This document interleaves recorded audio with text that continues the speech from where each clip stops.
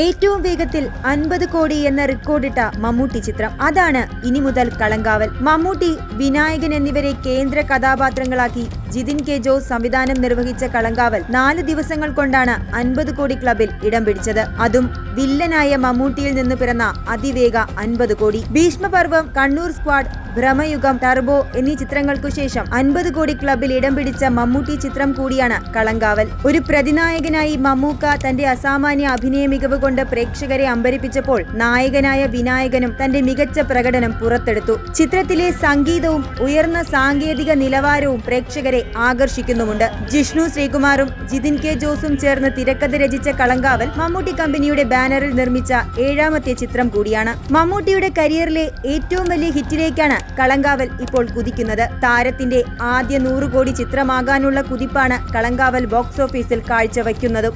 Release ചെയ്ത ആദ്യ 4 ദിനങ്ങൾ കൊണ്ട് കേരളത്തിൽ നിന്ന് മാത്രം കളങ്കാവൽ നേടിയത് 18.5 കോടിക്ക് മുകളിലാണ്. റെസ്റ്റ് ഓഫ് ഇന്ത്യ മാർക്കറ്റിൽ നിന്ന് 4 കോടി പിന്നിട്ട് കുതിക്കുന്ന ചിത്രം വിദേശത്ത് നിന്ന് നേടിയത് 27 കോടിയോളമാണെന്ന് റിപ്പോർട്ടുകൾ സൂചിപ്പിക്കുന്നു. 7 മാസങ്ങളിലധികമായി തിയേറ്ററിൽ ഒരു മമ്മൂട്ടി ചിത്രത്തിനായി പ്രേക്ഷകർ കാത്തിരിപ്പ് തുടങ്ങിയിട്ട്. ആ കാത്തിരിപ്പ് വെറുതെ ആയിരുന്നില്ല എന്നാണ് കളങ്കാവലിന്റെ വിജയം നമുക്ക് കാട്ടിത്തരുന്നത്. മികച്ച വേഷങ്ങൾ ചെയ്യാൻ എന്നും ഉത്സാഹം കാട്ടുന്ന മമ്മൂട്ടി നായകനാകേണ്ടിയിരുന്നതിന് പകരം സ്വയം തിരഞ്ഞെടുത്ത വേഷമാണ് കളങ്കാവലിലെ വില്ലനായ സ്റ്റാൻലി ദാസിന്റേത്.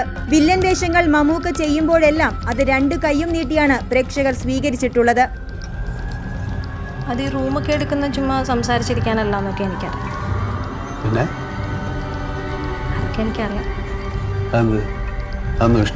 മമ്മൂക്ക ഇത്രയും നാൾ ചെയ്തതിലേക്കും വെച്ച് മികച്ച ഒരു പ്രതിനായക വേഷം തന്നെയാണ് കളങ്കാവലിലേത് എന്ന് നിസ്സംശയം പറയാം. മമ്മൂട്ടിയുടെ ആദ്യ 100 കോടി എന്ന് പറയുമ്പോഴും കളങ്കാവൽ 100ഉം കടന്ന് കൂടുതൽ ഉയരങ്ങൾ താണ്ടാനുള്ള സാധ്യതയും ചെറുതല്ല.